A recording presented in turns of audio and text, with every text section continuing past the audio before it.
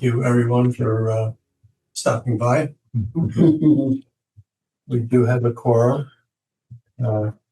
Chris Keller is printing up some documentation that's not critical right at the moment. And Bob Heffernan is not yet here and unknown whether he's coming or not.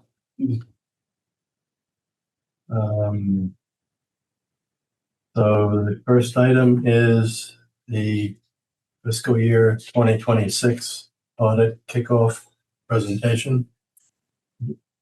No, Mr. Mosby. No, Nothing. not yet. Not yet.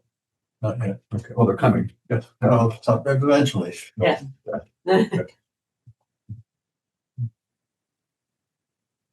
All right. You guys are upgraded to panelists and you can speak whenever you're ready.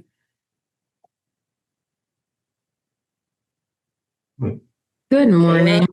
There we go. Three of us are in. We can hear you. Can you hear us? Yes, thank you. Okay, And I'm actually going to turn it over to Kayla. Are we able to share a screen so you can see a presentation? We should be able to. Try that. Can you hit that share at the bottom? No, that's us sharing. Can we see one panelist be there? I mean, Are you seeing my screen? Yes, Yeah. we are now.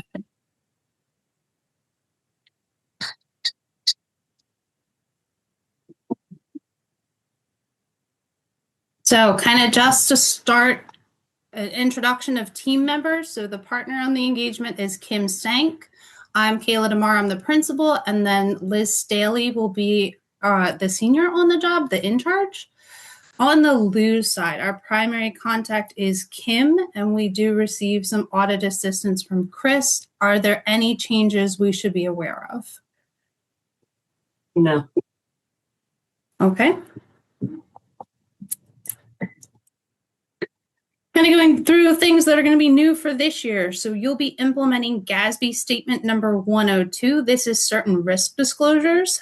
And we're going to want to evaluate any concentration, so lack of diversity for a significant resource, or a constraint, a limitation imposed by the board or an external party, and anything that has a risk of a substantial impact that either occurred or is more likely than not to occur within 12 months of the financial statements. We're going to want to add disclosure to the financial statements for that. So typically this is things like a significant union agreement has expired and isn't going into place, or a major source of your revenue that represents the bulk of that concentration. Maybe that entity went out of business and you're no longer going to collect that revenue.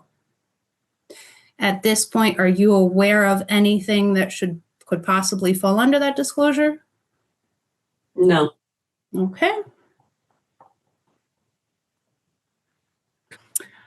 So where are we at with year-end items? How's the close going? We are working on April's close. We'll be working on that through Wednesday. And then we'll be ready to start the audit after the board meeting the following Wednesday. Okay. And then at this point, I'm going to turn it over to Liz, and she's going to do a high-level overview of the information request. Hi, can everybody hear me? Yes.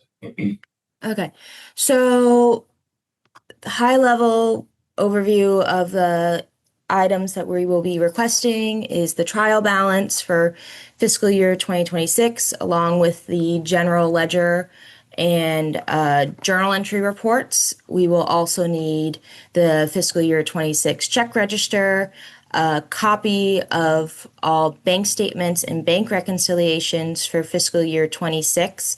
We will also need April 2026 bank reconciliations and bank statements once those are received. Obviously, April, the month hasn't ended, so you don't have those yet. We'll need investment statements for fiscal year 26. We'll need payroll information for fiscal year 26. We'll need capital assets, the detail, any CIPs, any CIPs, any deletions for capital assets. We'll need billing summaries. We'll need any new lease agreements for fiscal year 26. We'll need any new debt agreements for fiscal year 26, along with copies of the drawdowns for your current debt. And then we'll need information for your single audit. We'll need a list of all the grants received and revenue received and the expenditures for fiscal year 26. And did I miss any? Oh, go ahead. When you were talking about lease, I know that has to do with GASB, but we also have a new agreement for revenue with wastewater treatment plant that they're sending usage to us. Would that fall under any special category or just an update to contracts? So we're going to want a copy of that agreement for potential disclosure, but it might not necessarily meet the definition of a lease depending on how it's worded. Yeah, but definitely send it to us and we'll look at it. That they need a time frame picture for that, the wastewater change. This is for the revenues. For the actual agreement, I think it will just be a disclosure that we signed an agreement with wastewater treatment plant for the Wolf Neck until the actual financial comes in. Right, but to be also a guesstimate of when that would start, as It'll opposed be to next fiscal year. Yeah.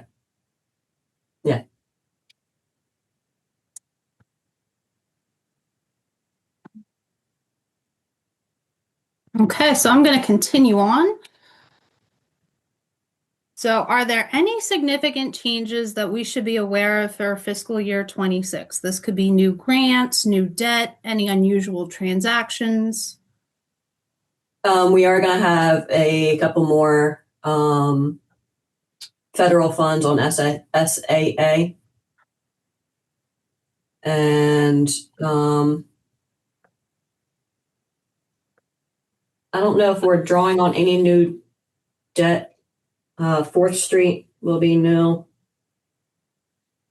And Hornkill.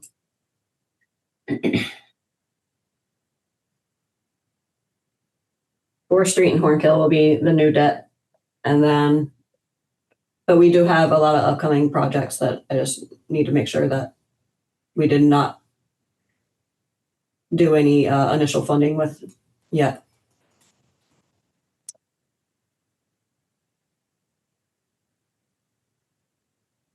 Okay. And then finally, are there any areas of concern as high risk for the audit?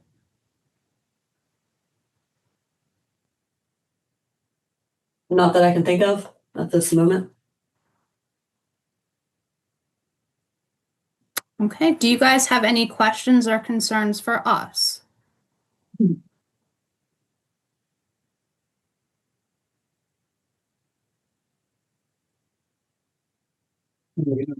What didn't we ask? Yeah.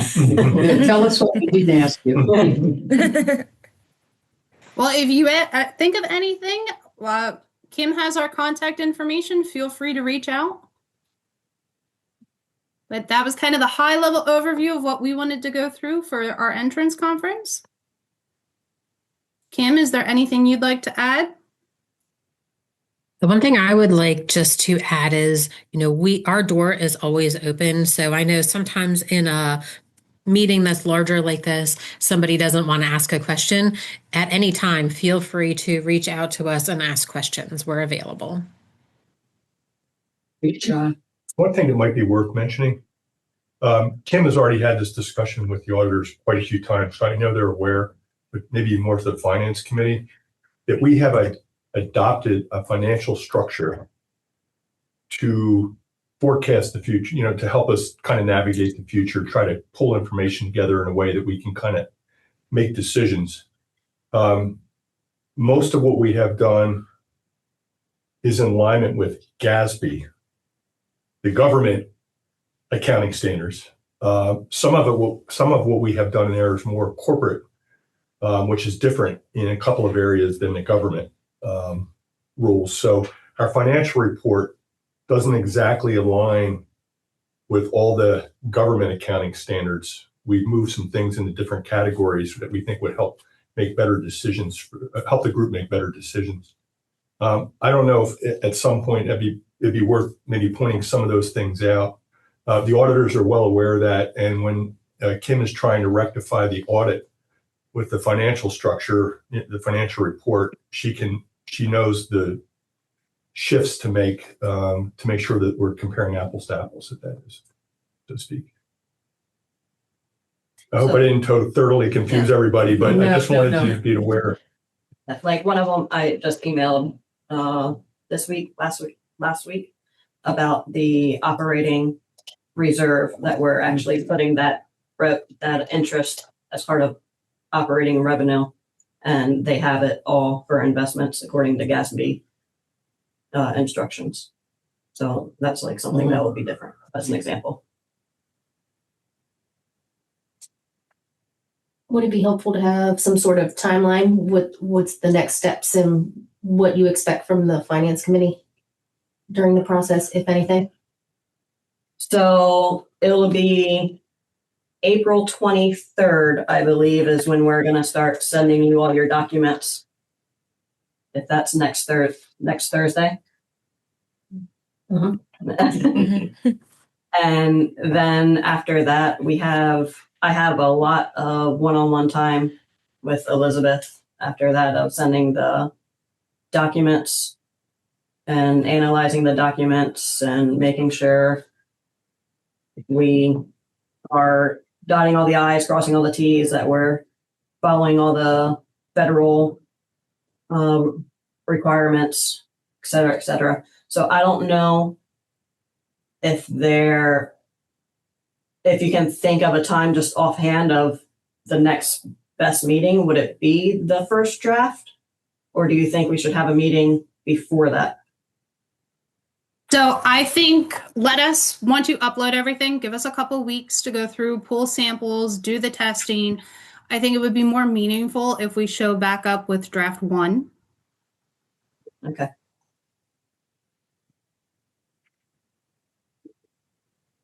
That's helpful just to keep it on our radar. Yes. So that would probably be in the June area for. Historically, that's about when we've hit it. Yep.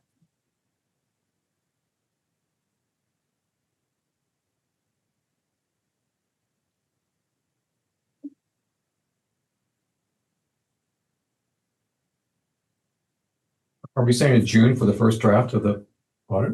That'll be after all the testing is done. After I provide everything and then they start analyzing and doing testing. Are you going to let us know what you're testing? Elizabeth, Kim, Kayla. So in terms of the audit plan, we're going to design it based on, once we see the trial balances, our risk assessment and what we feel is significant. You guys haven't identified anything of high risk that you're concerned about. So we're really going to follow the audit regs.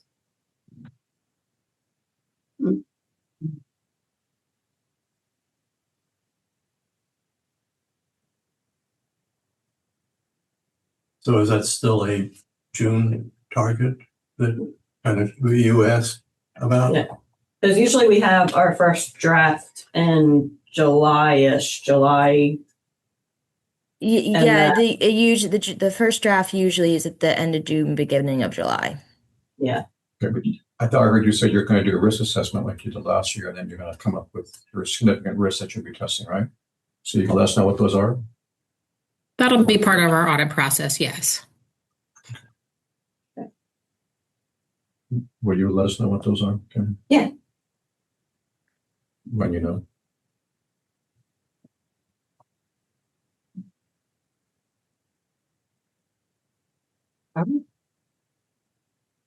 Is there an area of concern that we should add as a significant risk?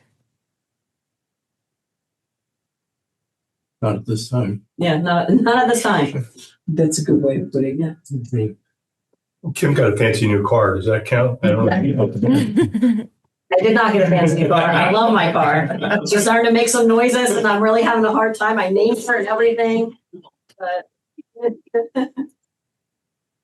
We anticipate a new one. and it's just my little Kia. It's a little wagon. It's so adorable.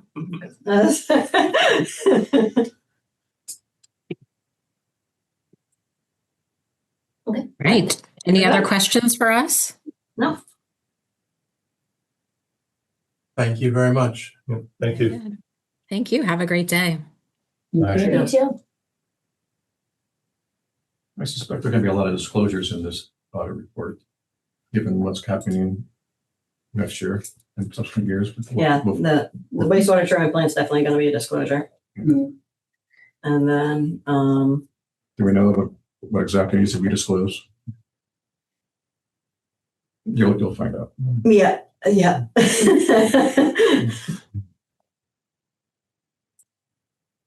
Okay. Item number 4. Per our policies, our DPW finance policy, we need to reconfirm if anybody is willing to continue serving another year on this finance committee, so that we can report back to the board the makeup of the committee and where we're going. The hard part's been done. So I'm concerned. is there anybody who is not willing to continue another year and willing to say so? And we'll ask Bob separately. No, Bob's in. It says assistant treasurer on the board, so he's in. He doesn't get a choice. That's right. Do you want to keep that open until Wednesday if someone wants to email or make a phone call, Fair enough. just in case they didn't want to do a public? Wednesday, this being Monday, and it's 2 days from now. Yeah. Yeah. Okay. Well, we need to have it ready for the board packet. Yes, okay, so Well, you don't have an option, so. You got So there's two. others in the wings waiting. Doesn't have an option. No. We don't have any line, any line people knocking down the door to be on here, but and so the moment we will presume, I'm presuming Yeah. that That the is quote. current profile and that is relation will remain so for another year. my assumption, but Yeah. Richard, you're still happy leading? Yeah, see, nobody asked you that. You look at it, does. How about you? Shall we assume? Zoom. Okay, number 7. It's gotta stay open, Mike. That's okay. Yeah.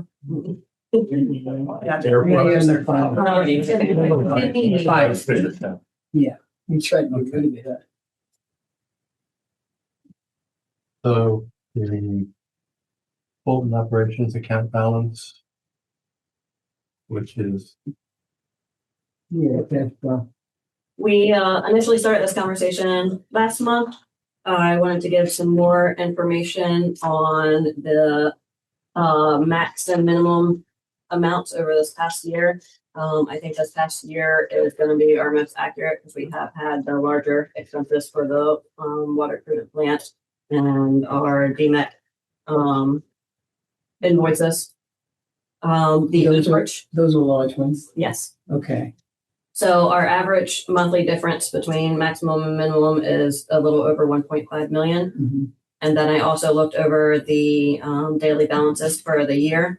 The largest cash draw in one day was almost 1.1 million. And then over 3 days, the largest cash difference is a little over 1 million because there's still some revenue trickling in Can you explain that? I don't understand. One day is 1.1, 3 days. Is that average 3 days? So that's the largest swing in our cash. So that one day might have been 1.1 million, but then the next 2 days we might have got some revenue. We got revenue coming. So generally, when you look at more time, it starts Going down. I'm Yeah. sorry, this says cash seizures. I'm assuming these are outflows, right? that should probably largest cash fluctuations. Yeah, that's a good, better way. Yeah, instead of out. Yeah, because the flow, Usage. yeah, because the flow connotes something different.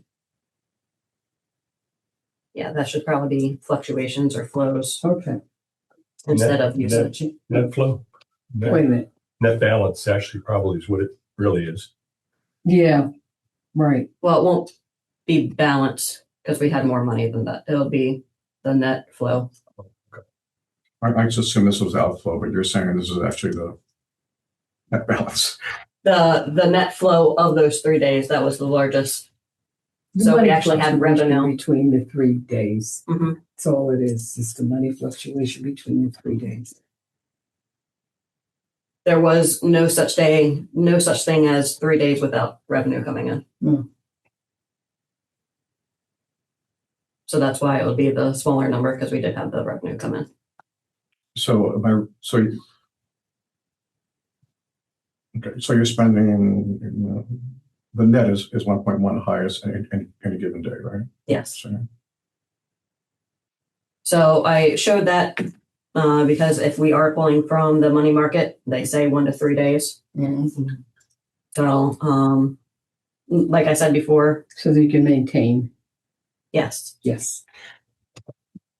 Don't you like sweep on a daily basis? I mean, you said 3 days open the money market. I mean, why can't, don't we have a sweep account that just goes to zero at the end of the day and invests and comes back the next day? I don't You know. know We that? do not. So we do have interest bearing on this, and I believe a certain percentage they'll sweep into a money market for us, even though we're not a money market customer with But they them. won't show that. Yes. Yes. So the money is always available for us, but they're doing something beneficial to them as well Yes. with our money. It's a good way. I think we probably would be good not to lose sight of what we're trying to do here. The actual bank account, the Fulton bank account, is FDIC insured up to $250,000. Right. So if we have $1 million in that bank account and Fulton goes under, we didn't see it coming, we're going to lose 750, or we become a creditor of the bank for the other 750,000. Right. Now I'm saying $1 million. If you looked at Kim's projections, if we don't do anything, there could be 10 million in the Fulton bank account or 12 million in the Fulton bank account in a not too distant future. Yeah, because they're So- not paying attention to it. Well, it's just, so the question is, every company develops cash and cash equivalent balances. Right. The question is, what do you do with them? And you're trying to protect yourself here, but we need cash in the bank In order to to do transactions. exactly. And so what Kim's trying to do here is figure out what's a reasonable minimum we can keep in the bank to make sure we're hitting our transactions. You know, we're able to write checks basically and cover them, Even though it's much but more without than you- exposing us with too much undue risk or any more risk than we need to take on Fulton going under Right, at some right. point. So this maximum cash amount here is what we have in the bank account, right? Yes, So there's no reason why we need $6 million. correct. So I'm saying we find that down to 1.5 million. Right. That there shouldn't be any reason that we need to use that amount of money within 3 days. And if we do it, most of our expenses are planned expenses that we have the invoice and we have the net 30 that we know So that you it's have a coming. very good idea of where that number would be. Yeah. Did Exactly. you look at that deposit account agreement terms and conditions? I did not. I'd see that sooner than later. So what a lot of companies do when they have excess cash balances at a bank, they'll put them in a money market fund. Mhm. And the reason you put them in a money market fund, if it's a government money market fund, it's 100% collateralized by federal government securities, and they're very short-term in nature, so you minimize things like interest rate change risk and things like that. So that's one of the options that we're talking about here. UBS, as an example, which is our investment provider, has an attractively priced money market mutual fund. So we can we can place the 6 million in the money market mutual fund and keep $1.5 million balance, let's say, in the bank. But as that bank balance gets drawn down to a certain level, it triggers a draw from the money market fund. Mm-hmm. And that way we're trying to minimize our exposure to Fulton, but also make sure we can write checks and not have them bounce. Precisely. And So this also led to another conversation with Fulton. I reached out if there was an overdraft protection, if for some reason that we do draw more than 1.5 million unplanned. They said with our line of credit, we can pay a monthly fee, that it will draw automatically to the line of credit and we won't have penalties. However, she said the monthly fee compared to what penalties we might pay probably are not beneficial to us.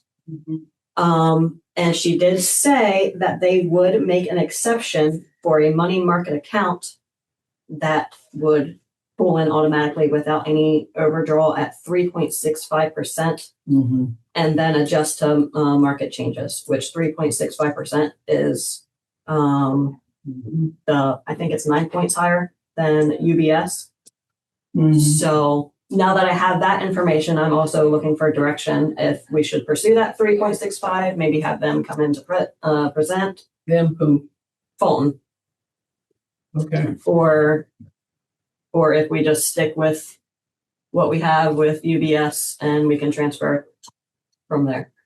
So for the moment, there's 6 million in Fulton, and we're gonna pull out 4.5 So I've already started. for a money market account, either shifting it to UBS or Fulton's special deal, not to be repeated, but shop now. Or a third possible option. It's what we did at the city when you were on our finance committee. Remember when we decided to take our money and shifted a lot of it out of that and put it into the money market. And we made good money very fast. Do you remember that? Okay, so I think there's probably another little piece we should talk about now. Not all money markets are the same. Right. And in a financial system like we have here, typically higher yields come with higher risk. So if the least returning money market is the safest. It's a government money market that typically invests in, not typically, 99% of the investments will be in federal government securities like treasury bills that are less than 9 months in length. State treasury. Now, if you're running a money, but not all money markets are the same. There's also something called a prime money market.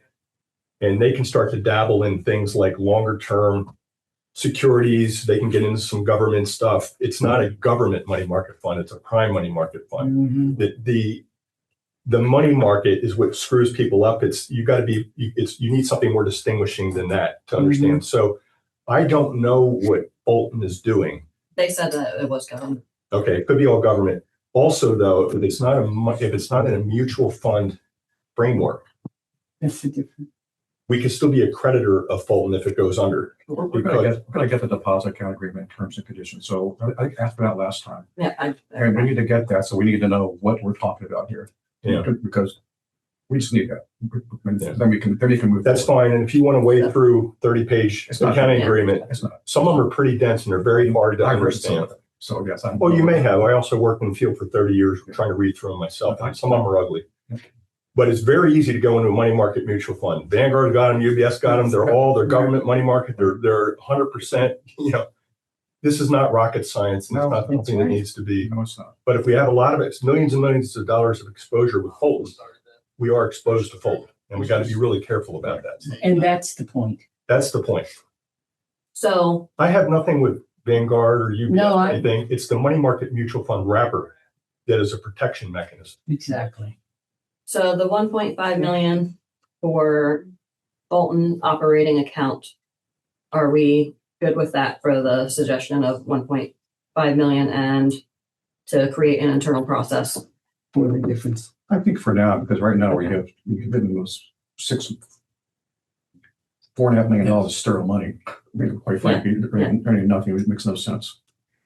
So what I think what Kim has tried to do here, I think is the right thing, but there's another piece of this that's important for everybody to know, which is there could be times where there's some weird payment where that 1.5 million may not be enough. Yes, then you need it. And so there is other checks and balances within the organization that will make sure that someone's not writing a check that we can't cover. But this should cover us most of the time. But there is another check and balance, and that's important, I think, for this finance committee. Yeah, I mean, it usually typically corporations will have large check. Before a check is issued, then you should know about it. So we do Fund it. a weekly check run. Jen actually does it. And before she runs the checks, she lets me know the amount and I verify yes or no that you can run them.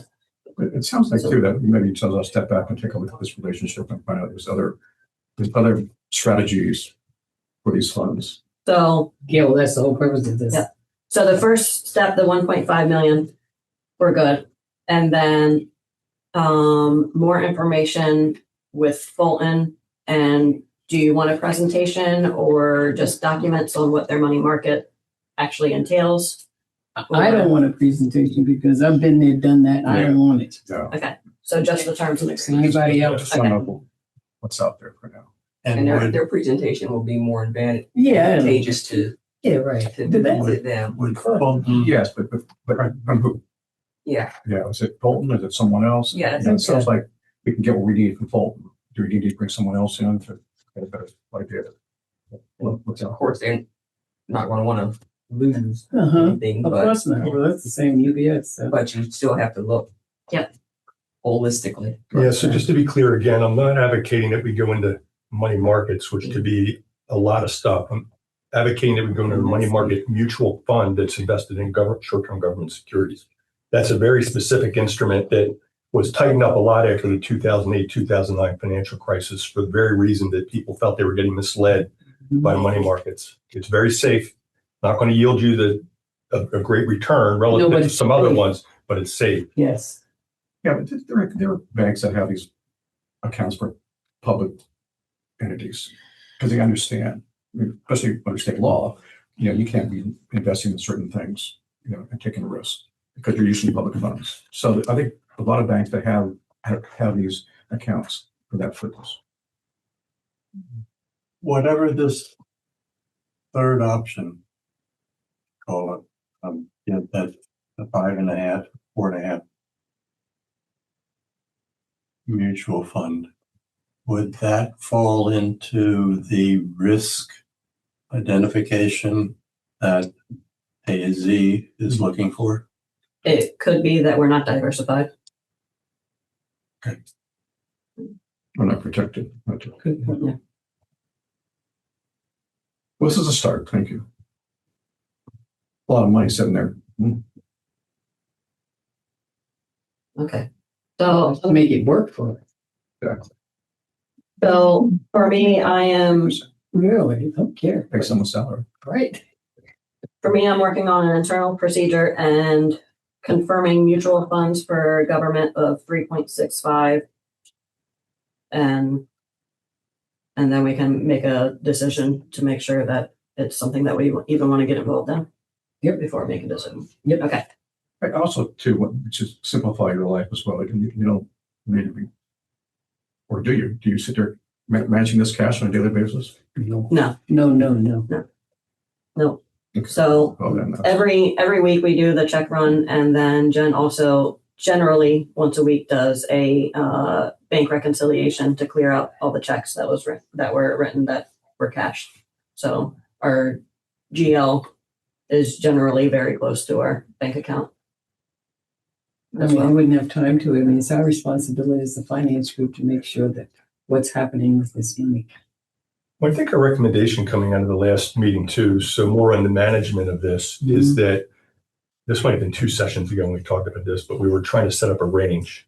If cash falls below, A let's say certain 1.5, there's a flag that hits Mhm. and there's money moved into it. If it rises above 3 million, there's another flag that hits and it's moved into the money market. So it's sort of keeping this band. And that was sort of the idea. So I think Kim's 1.5 million is a minimum. Mm-hmm. I was doing for maximum that Yeah. that there shouldn't be anything unplanned that I can't transfer money. So And you we feel can like make you that have enough, interest. you have enough insight or enough sight. Yeah, well, I'm assuming in, when I looked at this, that you did a thorough enough check to realize that that's how much you need to keep. Okay. 50% cushion here. Yeah. Yeah, she's good. She's good. She's got it. Okay. I'm comfortable. I mean, unlike the event that you have something that someone didn't tell you about, that Yeah. paid, don't you have a Well, even for invoices, they have to be approved through multiple? people? me and Richard at least. And then if it's over 2,500, also Robin. So there's, 2,500? yep. So there's all kinds of So checks something through. 50,000, 100,000, 200,000 with a lot of attention. That's good. But Kim, we did talk about min and max. It's really up to you how you feel comfortable using it. But I was, at the time when we talked about it, it was so that you don't need to be watching this every day, that you have sort of Exactly. flags that happen. Would you be more comfortable with the min and max range, or you feel like you guys got enough line of sight that you don't need that? Yeah, I think we have enough barriers Okay. with all the checks that we do for invoices, for check runs, for generally weekly bank reconciliations. Okay. And you have alternate source in an emergency Mhm.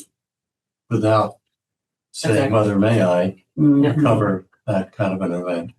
Yeah, that's important. Again, in the unlikely event something happens, it doesn't sound like it'll ever happen based on the checks and balances you have, maker checker kind of thing going on here. You do have a line you can draw on, right, automatically? Is that set up? The line, that was what I talked about, Right. that we have the line of credit with Fulton.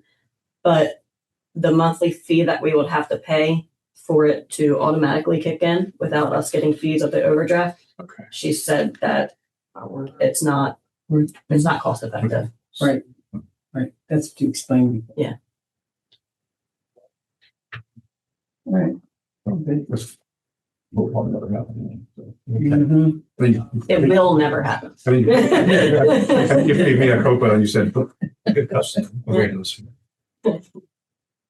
So number 6. What is the? Schedule 1, summary 1. Mhm. This is just brought back from the last meeting to show Last year. for when we're including the liquidation count for the money market, that it shows closer to 12 million. That's, keep in mind, that's before updating for year end. That number is going to come down. But now the money market account is included in that cash and cash equivalents instead of in the investments.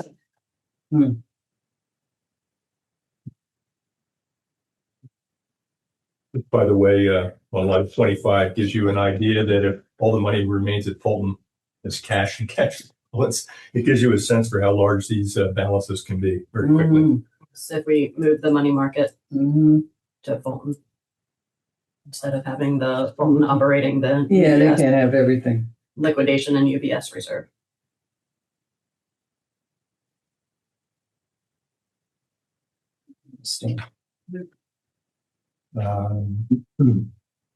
Then item 7, which are like 2 cost of study I'm proposals. sorry, Richard. Can I say We one more don't thing? have those. Can I say one more thing at the money market before we get well? One of the things, I'll be interested to see what Cal comes back with when he goes through the contract, but one of the things that sort of caught my eye as well with these money markets at Fulton was that Kim called and they changed the rate that we're getting on the fund. They can't change the rate. They can if it's not in a mutual fund framework. Then it's a negotiated rate. Is And that that- so? That bothers me. So in the mutual fund money market, so if you go to Vanguard will say whatever return we get minus 11 basis points that we need to manage the fund. Yes. That's what you get. Right. Market rates go up, you go up. Right. Just- Right. whereas Kim called and said, this is what we're thinking. And all of a sudden they had a committee meeting and now we're going to get more, a higher rate. So it's not in a money market mutual fund framework. I didn't know that. And so I don't exactly understand how that's going either, but we don't want to get into a negotiated, we'll have. I didn't know that exists. Because I think this is an area where I'm not as comfortable. Banks have money markets or Yeah. money market investments that aren't in a money market mutual fund package. It's that mutual fund package that has a lot of SEC oversight to it. It's very specific about what they can invest in. It's very specific about fees. It's very specific about, transparency and all that So stuff. what is this you're talking about? So I think what's probably happening, we'll let Calvin go through it. I think what's happening is they're going to take this money and they're going to invest it. Their treasury people are going to invest it in the market at night, and they're going to earn a rate of return. They'll invest. So a mutual fund platform, just step back for a second. A mutual fund platform basically is a whole lot of people putting their money into one portfolio. Exactly. And then there's a portfolio team that will run that, and then they pass the return back out to all these. That's the concept behind mutual. But in this, that's in the mutual fund, in the fund, the mutual fund. That's the word. Right, Yeah, exactly. But at the bank, I think what they're doing is going to lump this all into their treasury function. So they'll take Lewis Board of Public Works money and everybody else. So it's mutual in that sense, but they're going to earn a return. And then they're going to say, well, you got $1 million in this, so we're going to pay you 3%. You got $8 million in this, we're going to pay you 3.5%. Because it's not in a mutual fund framework.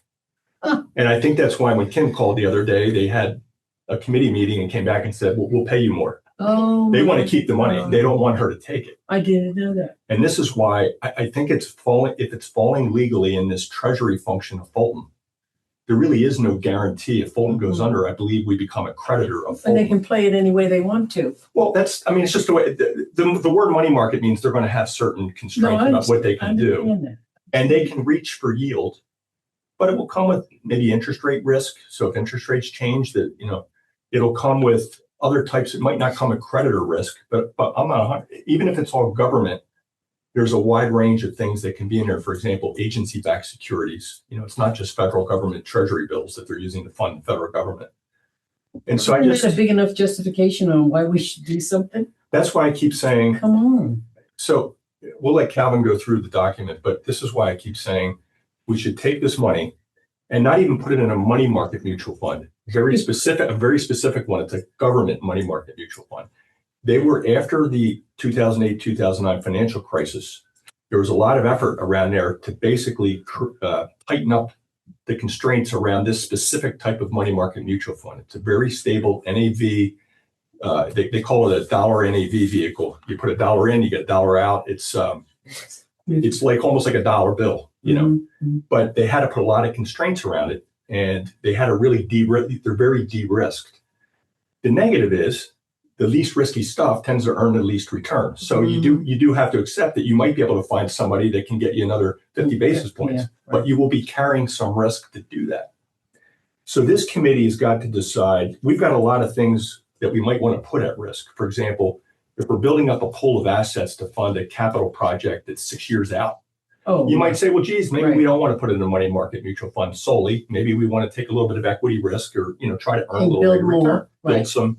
That's right. But you've got some things like reserves that are there for reserve in case you got a crisis. Exactly. And you might not want to realize the stock market's down 30%. And all of a sudden, the $1 you thought is now at 75 cents. Exactly.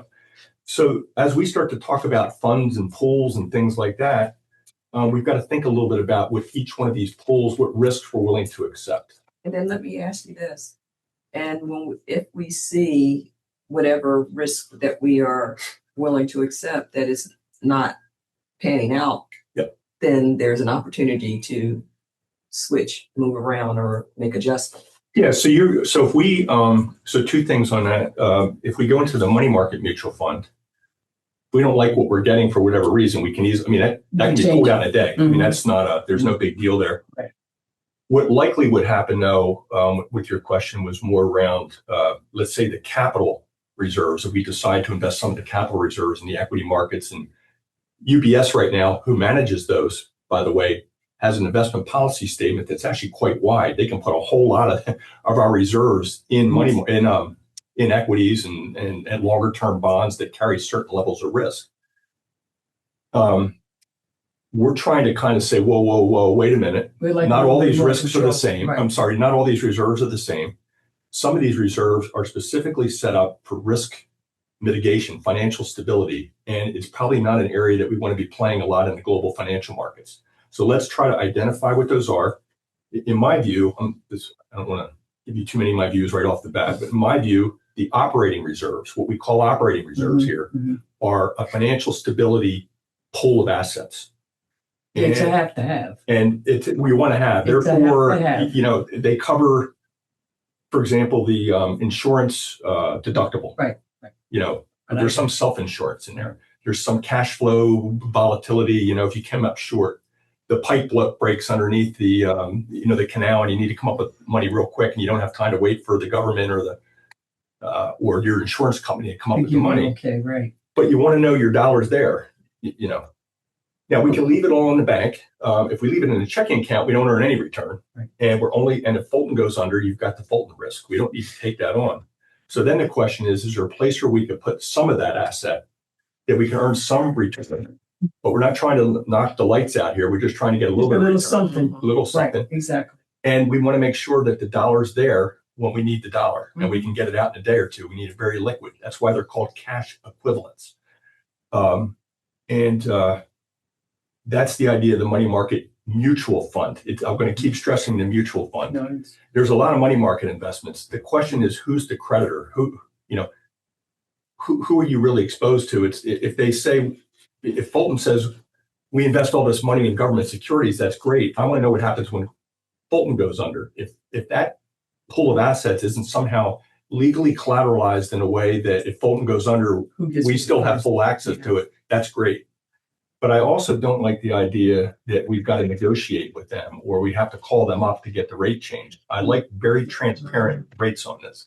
Again, that's another feature of a mutual fund, of the money market mutual fund. I didn't know they had that rate. And I don't like for this particular application, I don't like reaching for yield. They may be able to come back with a money market investment that has a higher yield that we can get on a government money market mutual fund. But that yield doesn't come from nowhere. They've got to be taking on some risk to get that. 5-year bonds or 5-year notes are yielding more than 3-month treasury bills. So if I want to get a little bit higher return, I can reach out to those. But that comes with interest rate risk that aren't in the 3-month T-bills. You know, That's so right. it's right. There's no economists used to say there's no free lunch here. No, I like T-bills personally. So anyway, Is it okay if I add it to your list, the operating account and proposed money market account for Central Agreement? Okay, my list, you know. Yeah. Well said, thank you. well, I'll give you one more little fun thing. I did this to Kim a couple weeks ago, but we use this word money market. Mhm. And we use things like cash and cash equivalents. And these are terms that get thrown around a lot. And it's not clear that everybody really knows what they mean. Most people So don't. if I say to you, what is cash? What is that? In terms of money, Yeah, just what is, if someone says to you, I have 16 million in cash, what does that mean to you? then I can get to it. Well, what is it? Dollars, cents, what else is it? Dollar bills? Sure, What's what- money? What's money? Money, to me, if you tell me you have that much in cash, I'm looking at it as real But money. it's on paper, but it's But, not really mean, accessible. You know it's up in the immediately. air, you know. You're Money never is- going to get your hands on it, but you know that it's there. Money's a very special thing. And economists actually have a definition for it, but it includes things like it has to be, it's used in transactions. So you might say, well, geez, I have a car that's worth 15,000. Is that money? Well, no, because you can't take it down to Lloyd's and get a chicken for it. You know, That's you know, you've got to convert it to cash first before. Now you might say, what's cash? Cash really at its essence is two things. It's your dollar bills, coins, and it's demand deposits, it's your checking account. You can walk into Lloyd's and write a check for $1,000 and buy $1,000 worth of It's a goods. security blanket. Well, but there's things that aren't cash. So, but they're cash equivalents. So for example, a 3-month treasury bill, highly liquid. I could sell it tomorrow, no, I- all that, but you can't walk into Lloyd's with a treasury bill and say, here's my money. You have to convert that treasury bill to dollars, to cash. So when we say cash here, we say cash and cash equivalents. Cash actually means that transaction stuff, the stuff you can walk into a store and Okay. transact. By the way, that's not a credit card. Credit card is debt. When you slap a credit card down, you're not putting cash down, you're taking on debt. That's right. Cash means these are treasury bills and checking accounts, dollar bills, and coins. Actual money. Cash equivalents is the other thing. You'll notice that it says cash and cash equivalents. Cash equivalents are stuff that's real close to cash that you can convert to this transaction medium Yeah, very but you easily. can't do it, but you can't do it right away. But you can't do it right away, so it's not quite cash, but you have to convert it to cash. Right, I got you. So the money market mutual fund is not cash. Right. It's not even money. No. It's a fund. cash equivalent because you can, in one day, you can convert it from treasury bills into a demand deposit, into a checking account. It's a holding tank. And this is why Bitcoin is not money. It's not a store of value. You can't, it's missing too many of the features that real money, that real cash has. So this really could say, instead of cash and cash equivalents, it could say money and money equivalent. Money equivalents. It's nicely put. Anyway, these are Thanks for that lesson. just things that become important. Sorry, Richard, I didn't mean to. But other than that, You just got another lesson. Thank you. now, can we go to this? Yep. So the coastal service study, we did receive 2 bids. One is UFS. That's this one. We don't have it, but that's okay. This is the company that we have used for a few years now. And you're using now? Yes. Yeah, that was the next word. And then the other one is from Reptelis. Does anyone know if I'm No, saying that I'm right? gonna. And that would be a new company. How do you feel about the one you have? So Well, you wanted me to say that, didn't you? You could not wait for me to ask you that question. You just said it. their idea, they are very well respected. They speak at a lot of events. They're very knowledgeable. But they teach the way that they do it, not necessarily looking at you individually and what might be best for your utility. To do a blanket as opposed to an individual. Perfect. I understand the difference. I know exactly what you Talking mean. UFF. I know exactly what you mean. There's a So- huge difference. So what you're saying is that they have a strategy that's off the shelf. They pull it off the shelf and Yeah, they put it in this thing. I'm surprised that they can deliver in 12 weeks, while the other one's 6 months. So the other people did say that they can do it faster, but I told them like our timeline that we're looking to present in October. So that way we'll have 2 months to actually work through it and set rates for adoption and putting it into the model officially. So But it hasn't, the difference between the two is that you have worked with one. So your experience is what we need to hear. and also their responsiveness is lacking. Like for example, on page Don't have it, and that's okay. here. No, oh, you got it twice. We have our own thing here. Yeah, Okay, yes, yes. So page 1, Which one? Yeah. page one. Page one. Tell us or the other one. UFS. UFS. Okay. Number 4. Give us a minute. Oh, you know what? I have it up. Here, I'm sorry. For review of cost adjustments optional. Yes. So we think that is the PCA, the power cost adjustment. We're not positive. So I reached out to see what that meant. And with optional, if that is included in the cost, I reached out on Tuesday, haven't had a response. Tuesday, Oh, see, that will tell you something right there. Tuesday, like last week, Tuesday. Yes, like almost a full week. So that tells you the idea of their responsiveness. And a lot of times you have to follow up with them again. Oh, we don't have time for that. You bet they can deliver in 12 weeks, which means they'll pretty much going to be. And they're at 83,000. Unclear if PCA review is included in that 83,000. And then if they have to do any extra work, which last time we did the cost of service analysis with them, they did have to do extra work, specifically for University of Delaware with the agreement that we have with them. And a lot of the meetings were redundant. Charge you? Of course. at hourly rate. Well, what does this tell you? Not to be a rocket scientist, what you've given us here. So the other one's 10,000. Just driving business. We have never gone out to bid before. Well, it's about time. This is the first time. Yes. We've just used them because that's who they've used Yeah, in but the see, past. when you have experience, use it. That's the whole concept behind an RFP. Mhm. You have a person you've had and you get familiar with that person, and if they're not living up to your expectations, you don't go down the road again. Have you reached out to the references as the So they're actually part of the DMAC communities. So we know them and talk to them, and they like all their knowledge, and that so many people use them. What's your biggest? Because I mean, that's that color of knowledge. I mean, does that translate into? Nothing. I think there's just as many companies that have just as much knowledge, but they are publicly known. Okay. How long have you, this is my area, I love RFPs. How long have you worked with them? They've been here since I've been here, since 2021. And give me a quick, how do you feel about what they give you? Well, then why are they on the table? Yeah, It's really, this is not thorough. complicated. Being Do thorough. you have any other bids? So the other one was Raftellus, and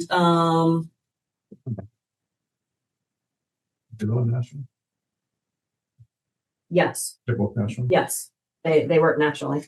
The Raftellus, we had a meeting. When I say we, it was us three on the meeting, and they seemed very open-minded about specific needs for our utility. Well, they're going to because they're presenting to you. So please give me something Yeah. that sounds like something to me. Who have you talked to they've worked with? Get down to the nitty gritty. So I was late on sending out the emails of checking up with their references of their list of people that they worked with. I didn't email them until Friday. I haven't received any emails back. Mhm. So it was just over the weekend. And that was going to be my recommendation of using Raftellus pending those three references. I asked about their responsiveness, their timeliness, and doing what's best for the utility instead of a blanket. And you haven't gotten that back yet. Correct. Well, then this can't go any further until you have some information you bring to the table, Where were the right? utilities that you requested? I did Newcastle County. I certainly remember. I see that here in Yeah. Newcastle County. Are they part of that group that you don't have any contacts there? Correct. And the other ones are. I did Newcastle County. I did Georgetown, South Carolina, and then I did Cleveland, which I would think Cleveland's going to be the big guy. And Newcastle County would be the smaller one, and then Georgetown, South Carolina to be the middle. Well, I propose that you wait till you get the information on that. It's quite apparent from you've been working with the other one for so long, people have the tendency to get lazy. And if you still call them and they're not responding back to you, see, I'm old school. Yeah. When I call you I give you a window. And, why are we having this? Why are they even up? Why are you even entertaining the idea of looking at it? So, And they should know that. I'm Seriously, they should Yeah, know this is a that no-brainer. this is, we are, Did you talk to them personally, or did you have a message? for her, I just emailed her for Dawn specifically. Okay. Dawn Lund. So she may not have gotten an email to make me aware. Any She does a lot of guest speaking. She does. Are we pressed for time in any way here? I would like it approved by the board for the following Wednesday. What are we talking? So it would be Wednesday that we would want it in the board May? packet. Nope, this coming Wednesday. So that's why I was asking if we would be open to Raftellus pending these three references. If we don't get these three references, then it gets delayed. Don't operate under the pressure. Yeah. There is no necessity to operate under that pressure. Can also go back to This, the board. considering what we're asking them to do. I'm very old school in that respect. You dot the i's and you cross the t's, you make the decisions. We don't have those to make the decisions. So then push this back until May. Whenever the hell you put, just get what you need to present to us so that we can look at this. No, he say, she say.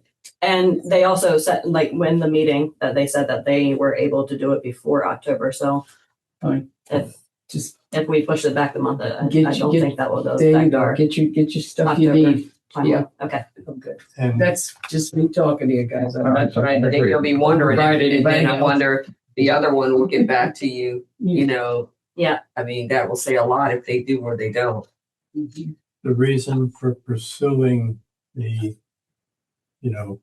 another one or two, whatever we can get as an RFP, is to have a back check Mhm. on our framework as well. Okay. We have experience on UFS and back check, and UFS is so far very different, not close enough to our framework, which we are satisfied works. It works with the audit, and we want somebody else who is more willing to communicate and work and give us good feedback. I wouldn't say that their framework is not close enough to us. It's their willingness to share I was gonna say, yeah. their framework. When we questioned, how did you get here?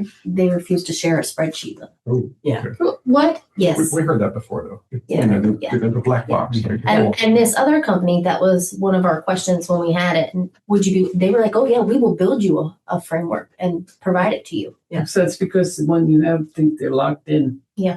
Well, so much for that. But we heard this before, though. Yeah. Many times, that they're not willing to open the black box. I haven't. It was said before, I missed it. Kim did get a I hear what you're saying. spreadsheet from them at one If you point that want, was you want almost the transparency. unnavigable. Yeah. No, I hope it wasn't their real spreadsheet because it was didn't make a lot of sense. Hey, one of the things we've talked about a couple of times was this notion of whether we should move to a markup model on at least electric rates. And just so the finance committee knows this, a markup model would say if the utility pays, let's say, $1 for electric, what do we need to charge above that to cover all the costs, basically? Yes. Yeah. Cover the And expense. so the markup concept would simply be, for every dollar you sell, you need to earn 5% more, 3% more in order to. Right now, the current model uses something called a power cost adjustment off of whatever rates we pay. And it's a little bit complicated it seems like a complication without any upside. Mhm. And I'm only speaking for myself. I've never heard an articulation on why that complication should be done. But I know Kim has been asking and talking to some of these potential providers about taking a markup approach as opposed to this power cost adjustment approach. Which UFS said they advise against it, and Raftella said, yeah, let's look at it. So, Well, we know where you stand now. yes. Go do what you gotta do, kid. Okay. So the person that they're going to do, what about the staff that they're trying, if you go with the other one? What's the name? What was it again? Raftelis, I think. What about the staff that they're going to devote to the job? Do Yeah, they did go and do that. I guess I can. Did you have an opportunity to look through this, Carolyn? Good. Good. Project team is page 17. But the point is that it's critical that you have seasoned staff that have done this Yeah. many times and devoted to you. Mhm. So Graduates or. these are Yeah. our four main contacts here, and then they talk about all of their stuff that they've done, which is almost too much to go through. But we had those discussions with him. I guess it's Mhm. critical, even from a contractual basis, to say, we want your 18. Yeah. Amen. Amen.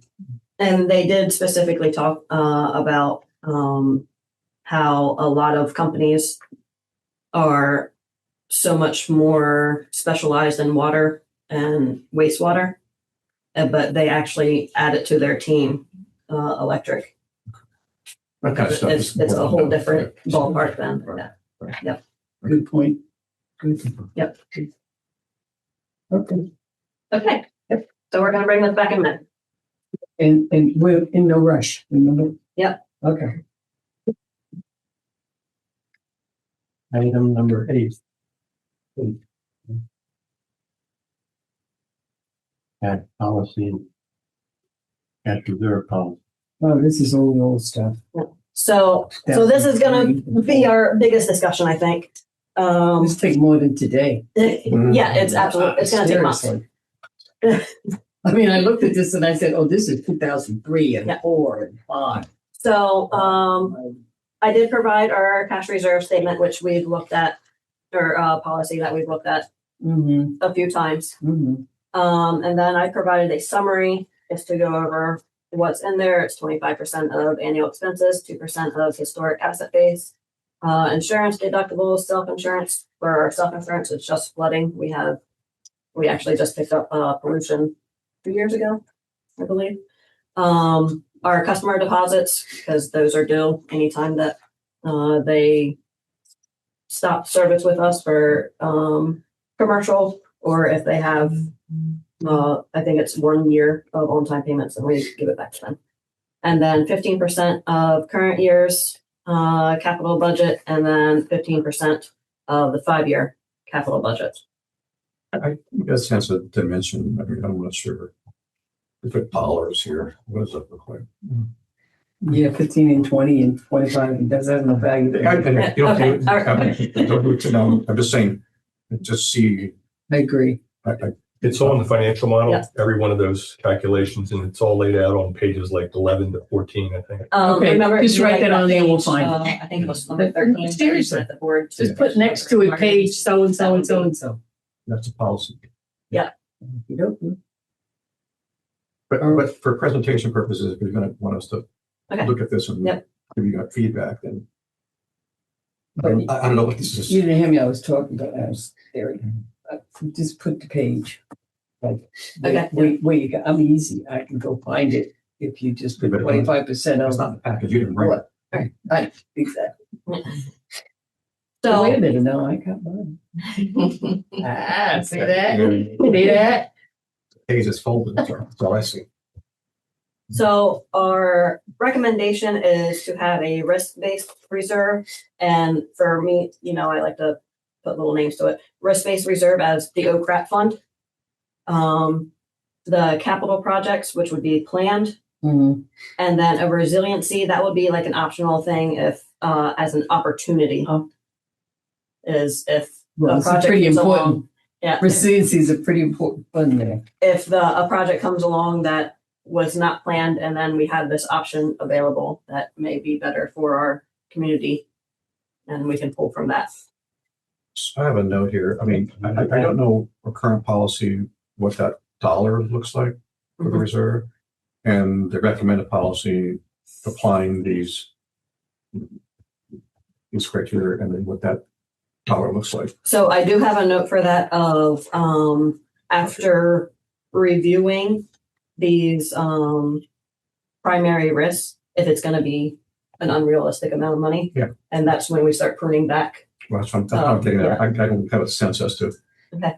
what do we have now on the reserve, and It's about $10 million. okay, and then what's It's over this? right What does this look like? I don't know yet. But it is to our advantage. I mean, you've given this to us. When I looked at it, I said, okay, that's good, but I don't know what to do with it. And So- that's just me, because if I have a number, I could go. So is it best that in our next meeting that we go over this with real numbers in front of us? So the risk-based reserve is best practice since it's specific to the utility. And when I put on here for recommendation, that is just the first steps. That is not the final Okay. recommendations. Okay. So for example, It's the framework for yes, figuring out yes, Okay. it's the first step. new criteria. Okay. Yeah. Okay.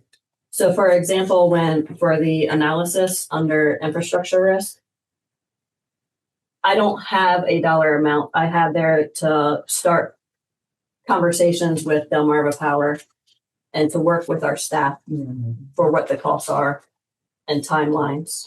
Where am I looking at? This one, This one, right? basic analysis. Okay, Yeah. B, 8C. Yeah. You know, we promote, we got L. Number of these pages. Okay. The page, tell me what I'm looking at. 1, 2, 50. Okay. So you were saying. that- Richard actually does do that to his, like he'll put the 8, A, B, C. Right, So I'll start following Richard's. It works. It works. So on page 2 on 8C for the risk-based reserve analysis, infrastructure risk. For that recommendation, I'm just talking about starting discussions with them on Repower to see if maybe if we did have a pool of money, if we will be higher on the list. Mhm. You know, is it worth carrying an extra $1 million if we're going to be number one? Yeah, amen. Or, you know, and then working with the staff of the critical infrastructure and the timelines. Is that even realistic that we can get the substation transformers, the water treatment plant, the well field, and the wastewater treatment plant all started before FEMA even gets in? Mhm. And then if there's insurance policies possibly that we could pull, that will just hold the deductible. So there's still A lot. a lot of stuff to work on, but this is the introduction of a framework. And I noticed that you said that they're under secondary risk, that basically just, you know, just forget all those secondary risks. yeah, That's right. so I put not be included at this time, but reviewed yearly. And just high level, what's the reason for that? I don't think they are a risk right now.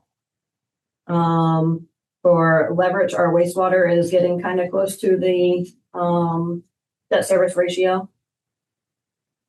So that's something I for sure want to keep an eye on, especially with the wastewater treatment plant, that at some point we're practically paying for 2 wastewater treatment plants for a few years for the layover. And then as we take out more debt with our water replacing infrastructure. Well, what's the best way you want us to approach this? I mean. So I'm starting right looking now. I mean, for. We have it, we read it, but we don't have what we need to do anything with it. I'm looking for the agreement that, yes, this is a great start. Let's start getting into numbers and timelines. Making sense of it. Yep. Okay. And this makes sense to have the OCRAP fund, the plan fund, the opportunity fund. But this will be a meeting within itself. Yes, Okay, absolutely. it's important. Don't Yes. throw other crap in there. This is like sit down and have the meeting on this. Yep. Okay, I'm on the same sheet then. Thank you. Yeah. So, and before you talked about working capital lag, risk management reserve, capital improvement program, customer deposits, self-insurance, and the old. Yep. Old scheme. I mean, Yep. And so this is just a different approach. So, and some of this that's laid out is already included in the risk base, but we had it like working capital lag. That would be our revenue volatility and risk management. Is the existing policy. Mhm. And risk management reserve. We just have it set at 2% of historic. Where did that 2% come from? I have Well, see, no that's idea. why we that- take this and we just Mhm. go through it. So Yes. we understand. what- So this is to be specific to our utility. I've already started the base work of thinking about our sources of revenue, if they're actually volatile. And my assessment is besides the development revenue, it's not volatile unless we have some kind of horrific, Something happened. yeah. Media. So, Yes. All Yeah, things possible. getting back to your point, 25% annual expenses, for example, the old thing. And the new scheme, you have 120 days of operating expenses, that's still 25% of expenses. Nah. it was 90 days for 25%. Oh, yeah. So I'm going up to 33%. Being eligible and advanced calculus. So adding subtracting, it doesn't work for me. Okay, thank you. Yeah, just on some usual risks. I worked in Philly when Sandy came by here, and a lot of the people I worked with had beach homes in Jersey Shore. I think it was Long Beach Island, Maniloking, places like that. They were devastated. And I remember one of the guys I worked with said his town was actually shut down for 6 months, pulled up the gas lines, it, took out electric, everything. And I'm thinking, if that happened here, what happens is the utility loses 6 months of basically revenue. And the question is, what would happen? You still got your debt holders or your lenders want their money. Yeah. So, this is just one example. The problem with risks are the real risks are the stuff you can't fathom. And, so we have to think a little bit about what kind of buffers would be good to have. But it's Well, not, resiliency fund is just not a word. well, the It's resiliency fund she's day-to-day. talking about is a little different animal. I actually look at, we have this thing called operating reserves, Okay. capital reserves Okay. right now. Kim's got them a little bit renamed here, but I look at, when you guys relook at the formulas again that are in the financial model for operating reserves, that really is what I would call a financial resiliency already in there. The resiliency I think Kim's talking about is if there's a capital expenditure that was unplanned, Oh, as not opposed- that yeah. if your revenue source shut off for 6 months. Yeah. Well, thanks for that. So clarification. Kim and I talked about this last week. I think we're going to, when this is all done, we're going to be very careful about naming because Yeah. names matter. Yeah, because resiliency to me is catastrophe. Yeah, that's, Yeah. but that's actually what we're Catastrophic calling period. operating Okay, reserves. okay. Yeah. Thank you for the clarification. Okay, Yes. Terms are everything. yeah. And there's another- And they should be defined, by the way. I mean, Yeah. I know. So that's what I try to do on here of that, the risk-based reserve, the capital projects. And then if we want to talk about like an opportunity fund that I named resiliency for Okay. proactively preventing damages. Yeah. That's important. Yeah, and there's other things like we've got to be very careful too about whether we can even monitor some of these things. It's you can put them in a policy, but I'll give you an example. In our operating reserves, one of the formulas was it 2% Yeah. of the historical asset base of the organization. So if you think about it, the historical cost of piping that's been in the ground for 30 years Mhm. has no realistic, Mhm. of What what do it you would do with cost that? today if we had Right, to replace it. We right. might be 2% of something that now costs 30 Well, times sure, more. just take the Burton area. Oh, yeah. And so You just don't have to go anywhere else. Just take right there. It's been there since. so as we go through this, we've got to Yeah. be, you don't want formulas for the sake of formulas. You got to actually have something that's measurable and Mhm. it actually makes sense in the Mhm. context of the environment you're operating in now. Mhm. We also need a lot of transparency. That's why naming is going to be very important. Yes. We talked a little bit last meeting about the capital reserve and whether we should be charging users of the infrastructure today for the I stuff they're know. wearing out Right, we did, right. versus, and so Does it go play forward? how does that, how do you, Right. Right. so Yeah. there's some interesting things I think we can do now that might Mhm. really help us tweak In the these long run. reserves in a way that makes sense for this organization. Mhm. But we got, But it's as Kim it's said, there's a taking lot us of work. forward, which is where we should be going, Yeah. right? I think based on where we're at today and where we were a year ago, I think we've evolved considerably. Thanks to your efforts. We appreciate you and everyone else here. But I also have a note here. Read this stuff. Definitions, terms, and how you measure them. Yep. And those are key So as we move forward. let me just run through this analyst real quick for the revenue volatility, like I spoke about before, that my recommendation was to hold 120 days. So that way we're in that suggested rating agency suggested amount of days on hand is 90 to 180 days. I did 120, so we're above the minimum, but we're not holding so much of the public's cash. Mm-hmm. And then infrastructure risk. By the way, 120 days, is that any 120? Is that the foreseeable 120 days? You have a forecast out 120 days? It would be What's the 120? yearly expected, the budgeted expenses. Okay. 120 days. What- And it would be For the year. updated every year. Was it rolling 120 days? No, it would be just the yearly for that year. the budget. Yeah. It'll be part of the budget process. Okay, for that period then. Yes. Mhm. And then for infrastructure risk, I went through the infrastructure for each utility, starting with the connection all the way down to the customer meters. Mhm. And our analysis is that electric is the most critical utility because it's used for all the other utilities. We have a large risk with only one connection from Delmarva Power. And also we provide all the water and we treat the wastewater. So we don't have that third party at this time until Sussex County comes in. So that puts us at even higher risk. I read that where you have only one connection with Delmarva. What does that mean? So Delmarva owns all the transmission lines in Delaware. Okay. So then they make connections for the municipalities, like the handshake point of now this is yours to take care of. Right. So we only have one and coming into town.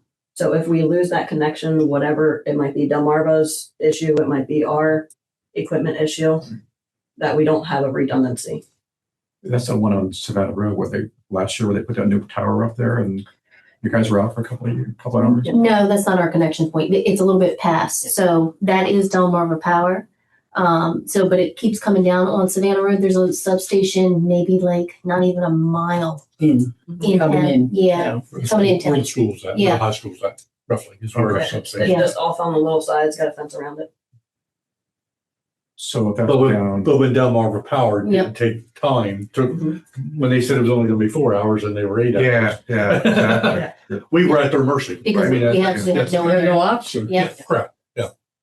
So Yeah. we're SOL now. Yes. So what's the So we disaster can- recovery plan for that one? we have talked about having a second connection, doing a capital project of a second connection. And then I also have in here of possibly creating a mutual agreement of if something happens, if we can somehow prioritize ourselves over other municipalities. And how to do that. Yep, and how to do that. So if it goes down, what does that mean? Does that mean like the lines are going down or something else? Like There is no electric coming. infrastructure is blowing up someplace on There's no power. What's it? I don't know what that means. Anything. Yeah. Lights go out. Somebody shoots a gun at the transformer and blows it out. A hurricane comes I through. see transformers, I see lines, but when it goes down, is that transformer line? There you go, yeah. That's right. Little substation kind of thing. Or the computers. Any and all. function. All of it. above. All of it. And so how do you go redundancy? The real response is to get that second in feed to our one substation. Just as long as no other contingencies or that could be failing too, right? Look, you can't solve for every risk. So you have to be clear about that. I think what Kim was saying was one mitigation would be to try to get DP&L in there quicker than they would. And they're looking at how's that happen. Right. Another is, can you have a second hookup? Right. All I'm saying is that if that's the case, then then we're good for that.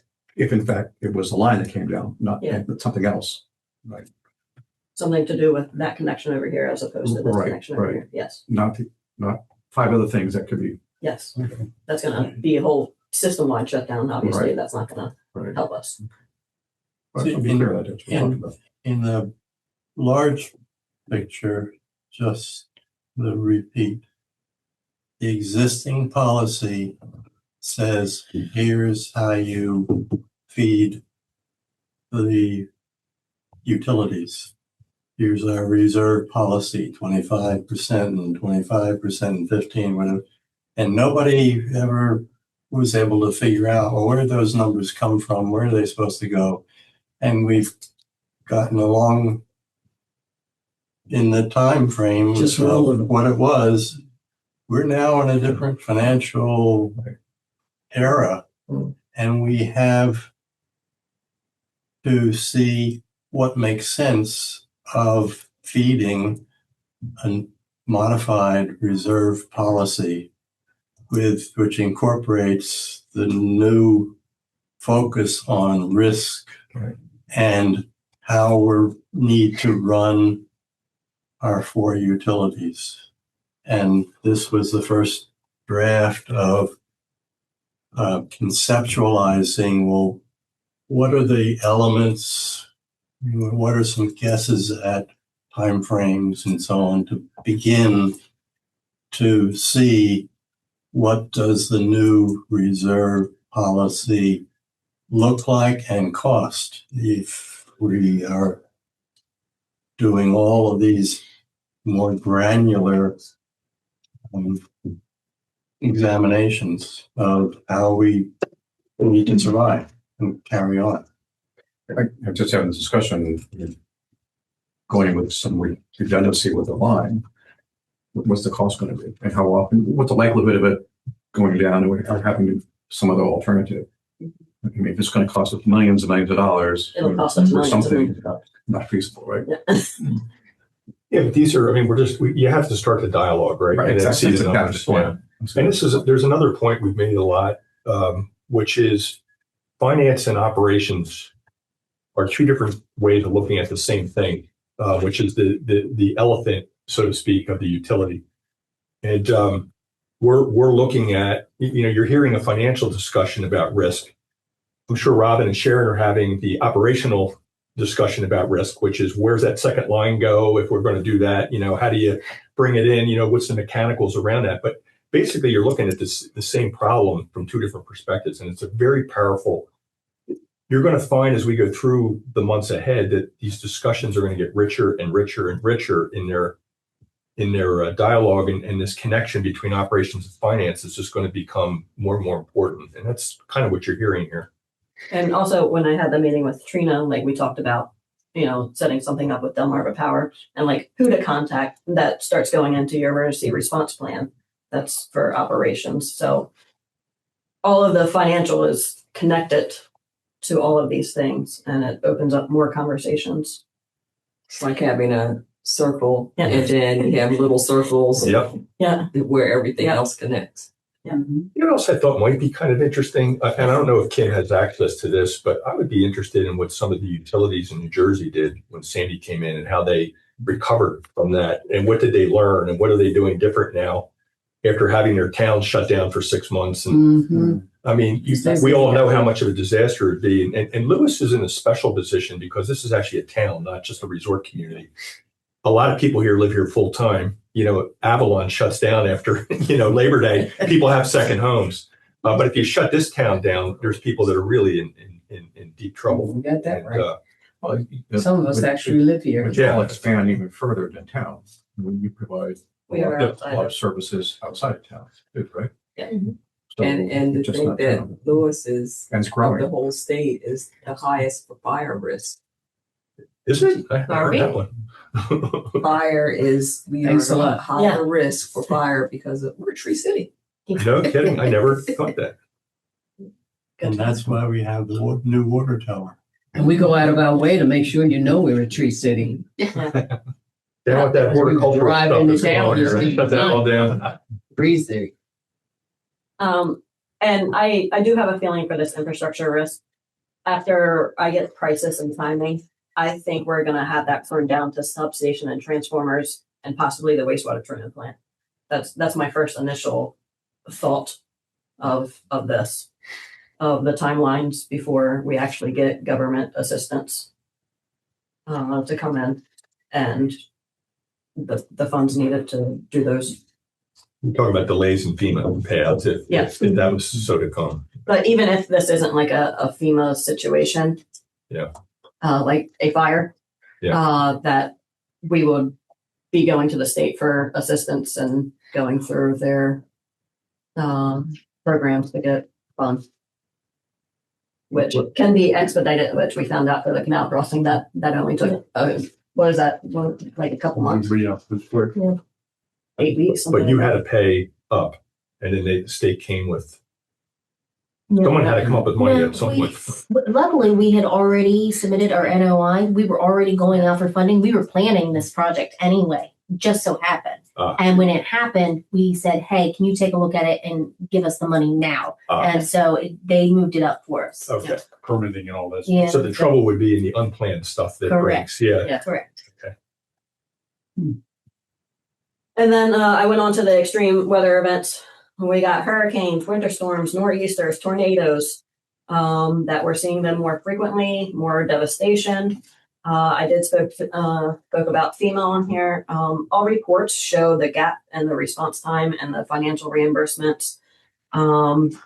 Almost all of the reports show 75% FEMA reimbursement, not 100%. So we already are going to be losing that 25%, even with the reimbursement. And I also looked up some Florida utilities because they get hurricanes all the time. I did find a note that one utility was adding $2.3 million in just 1 year to replenish their storm damage, replenish their funds from the storm damage. And that all it said was electric and a water plant. I'm not exactly sure what part of electric, if it was just the substation or. Yeah, well, that's why I sold my home. That's similar size usually. Yeah. Just the reason I got. So that I out of pruned it down to how our customer account versus their customer account. Mm. And the best practices have a gigantic window of 9 to 27%. So with us being a smaller utility and not wanting to hold a bunch of public money, I suggested the 10% for total costs for the distribution system. And then I have a note on here that I would like to work with G&B because they should have some kind of understanding of like a cost per house to reconnect for distribution for the water, sewer, Easy and to work electric. with. Okay. Yeah, and that we can put that as a formula. Are instead there of- other sources of funding as well? Insurance or otherwise? Yeah, so I also included the insurance for the infrastructure risk. So that would be for both that I want to look at insurance. But if there's something that we're missing, From all sources. yes. And then to follow up what you said for the secondary factors, that's the if our money is too leveraged, that we need cash reserve for our flexibility. Right now, I don't see a reason for us to have that. For expenditure volatility, I did speak about certain situations of like equipment replacement, repair, lawsuits, new regulations, and utility system breaches. Thankfully, we have been very lucky and we are proactive on a lot of items. So I don't see that as a large risk. Liquidity cash flows, our accounts payable and accounts receivable balance out pretty well. Right now, we are seeing a large gap between when we're paying expenses and when we're getting them back for state, specifically for water, because they're having some staffing issues. We're seeing about 90-day repayments instead of 30 to 45 days. 90. Jesus. Yep. And then the community growth is included in here for traditional municipalities for having taxes for police and fire, but that doesn't apply to us. Is the staffing issue at the state just temporary? What's going on at the state? We hope that it's just temporary. It seems there's a massive turnaround this Yes, summer yeah. for some reason. Yeah. I don't know if it's with the, Absolutely. new administrative, I don't know, Yeah. that it just was weird. Every time you get something back from them, it's sorry for the delay. We were short staffed at the time or somebody's out on maternity leave. So or at what somebody's point out do on you something. realize you have to buff up the staff? All right, so it's a anomaly. Yes. We hope. It has not been an issue before. No. So that was just the initial analysis and what I would like to do next of starting to work with staff of getting dollar amounts, seeing what kind of insurance policies, what timelines. So what's your approach to it? Community- As it right, relates- what a good question. I'm sorry, I didn't mean to- Sorry, community growth, are you looking at because of annexation, or is that what is included in community growth? It's just part of the policy that is part of best practices is to include community growth. It's just that it specifically doesn't really apply to us because we're only utilities. So when they connect, they pay the impact fee, and when they use, they're paying within 3 weeks of that bill going out. So it would apply more to the city of providing services before collecting taxes. But the trade area for BPW is beyond the city, right? And it's all the way up to Route 1? No. Pretty much? Which one? No. Which one is it? High school. Yeah. High school? Mhm. What about senators? You can do senators or anything on They're not that us. side?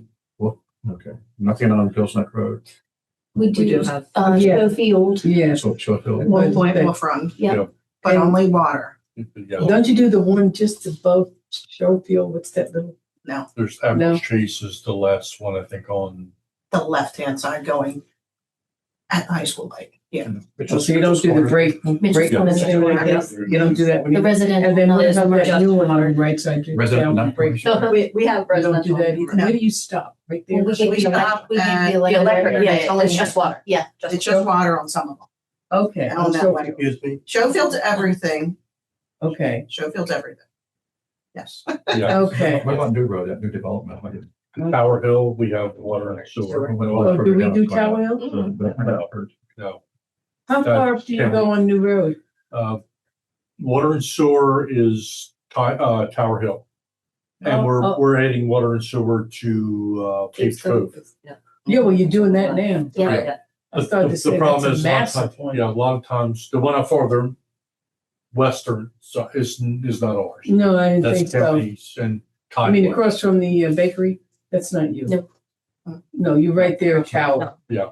I Yeah, figured that on the Old left Orchard hand Road side. is kind of like the line where county has the Right. sewer. You don't do Tidewater. Orchard though, what? We have the sewer for Old I- Orchard. I Or no, thought so. And that goes back a while. Oyster Cove. Oyster Cove, yeah, Yeah, that's too but much. it's only the sewer. Uh-huh. It's Yeah, weird. it's a little funny in that area. That was a long time ago. Yeah, and the problem is, that's the thing, how we kind of, there's a disconnect with what the city maybe could annex. Because you have to ask for, as a utility, you gotta ask for the CCCN, you gotta have the service You annex, you did. area territory. Some of that's already taken. That the city might have in their growth area that says we wanna go way out to Route 1. Well, if the county and Tidewater's already serving Yeah, that, and that's not gonna work. yeah, unless Tidewater wants to give it up, and then that's Yeah, right. that's. But Oyster is where you stop.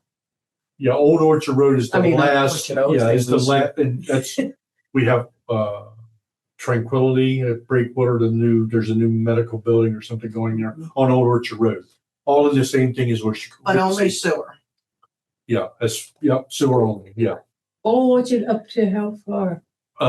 That's Okay. across from the Oyster Cove, Orchard Plaza and Tranquility Breakwater across from the entrance of, Atlantic. Atlantic Concrete. Mhm. That's it. We only get That's those as three. far as you go. Yeah, those three. So but you're it's- not involved with that new part going up towards, No, going on New Road Mhm. west of Old Orchard. No, Mhm. that's county and Tidewater. what is that? It's a hell of a project. It's a subdivision. Oh, development. Christ, is Yeah. it really? Yeah. Oh, Yes. I didn't know. Behind where they already built those houses on the road. Go and then- ahead, another- Yeah. It was, I was hoping it was just you trees. put 10 houses on New Road. Yeah. You know, And then they- I Yeah, really so they- didn't yes. realize Yes. that. Or people who bought first. Yeah. The road is widening. Yeah. And that's 138 houses, Yeah. 100 houses on the back. Yeah. Correct. Yes. And then there's a driveway Yeah, between yes. between those houses. Between the houses. Yeah. It's weird. They're kind of, There's 2 streets now. Yeah. Go back and develop. it's weird when I see them, Holy but yeah. I think those 10 houses were sold pretty good. Kim, what do you want us to do? Just agreement of, let's head in this direction and come back with more What does heading information. this direction mean? Of doing the risk-based reserve as its own reserve and having the capital separated out, because I think our investments are gonna be different. Okay. So, the risk-based reserve is gonna be more liquidity to make sure that we have that money, Right, while capital projects is planned that we could do a longer investment. yeah. This is the point, Make it capital longer. resiliency too, Yeah, right? Capital and yeah. resiliency. Yes. So in terms of our next meeting in this, do we take it to another stage? So the next meeting should be the projected year end, which would be sometime next month. Okay. We can put more stuff on there for the meeting. Oh, I'm not looking for stuff. I'm Yeah. just trying to figure out what the hell we should be doing as opposed to this. Just want to make sure too that accountants come back with their risk assessment and the He wants the list of what they're testing. and the Yeah, risk, yeah, yeah. and the risk assessment. Yeah. What do they think the significant risks are? They said they would identify the significant risks, so we want to know what those are from their perspective. This is right. So you probably have an answer for your RFP next meeting. Yep, the RFP. Right. So we've got You're coming back Yeah. with some stuff, right? RFP, With your inquiries. the Fulton money market, Yeah. and our terms and agreements with the current account. And what else was it?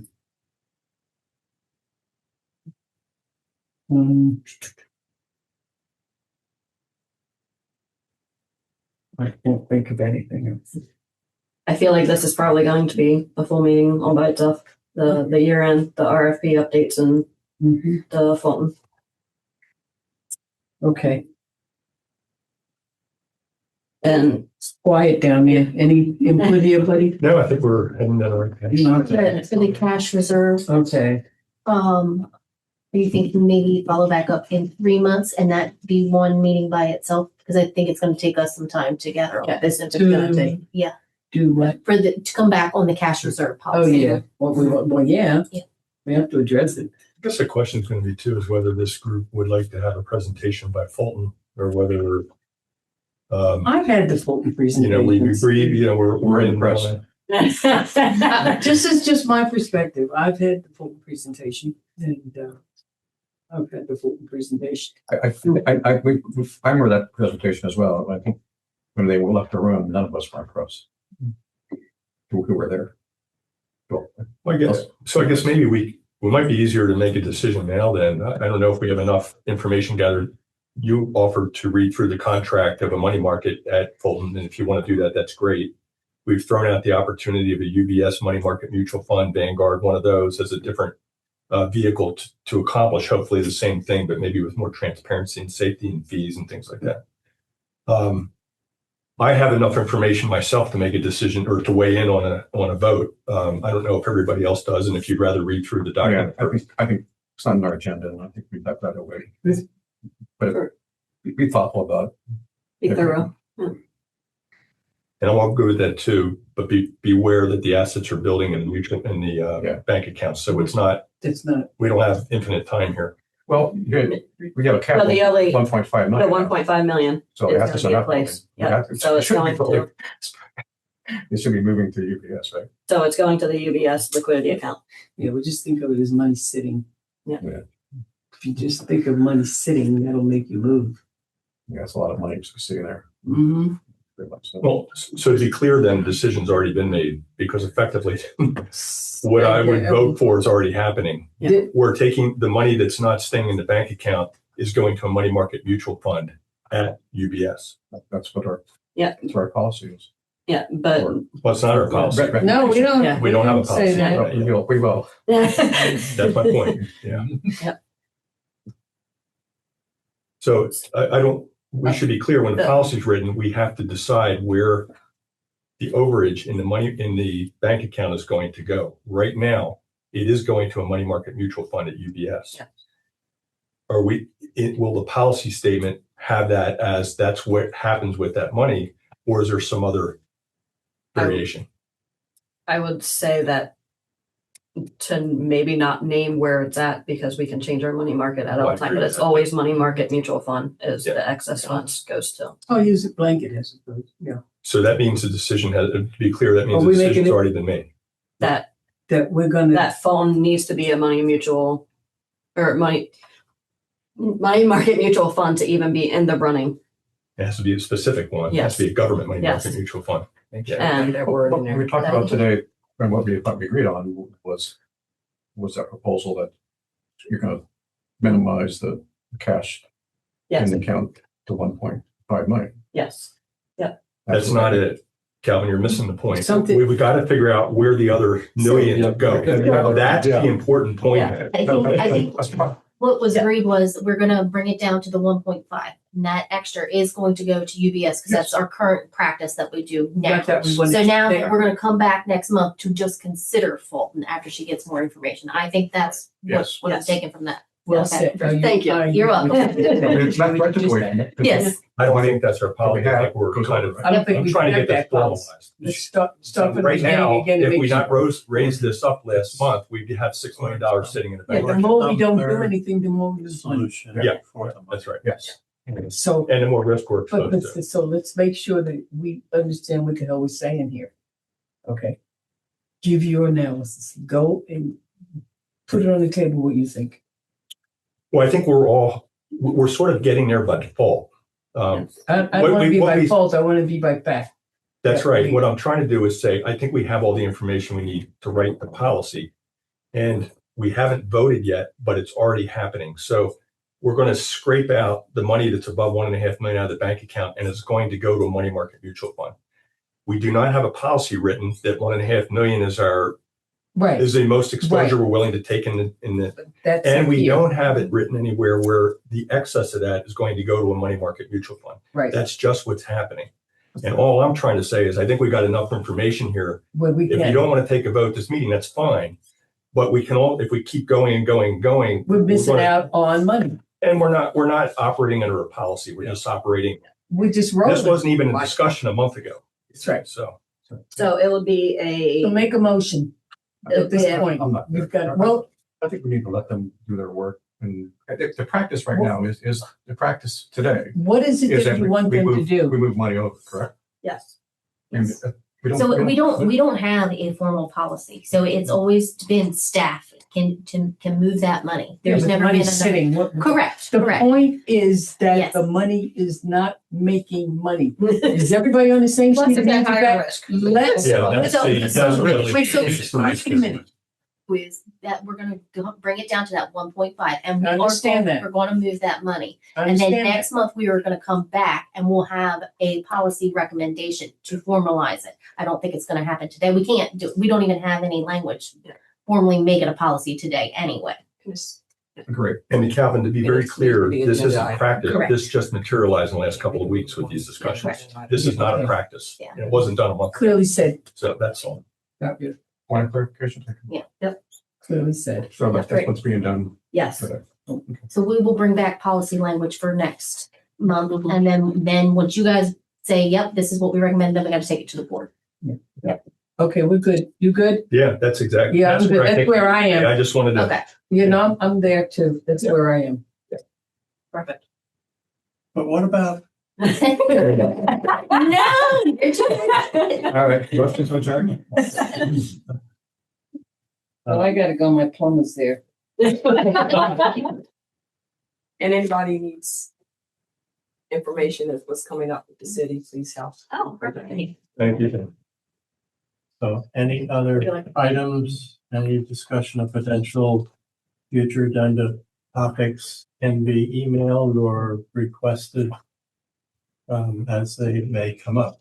Yeah, well, I think what's gave us in the clarification and all this other stuff is good enough for agenda. It's not one of these things that we can go through, bit bam, thank you, man. We need to know what the hell we're talking about. Anybody else interested in adjournment?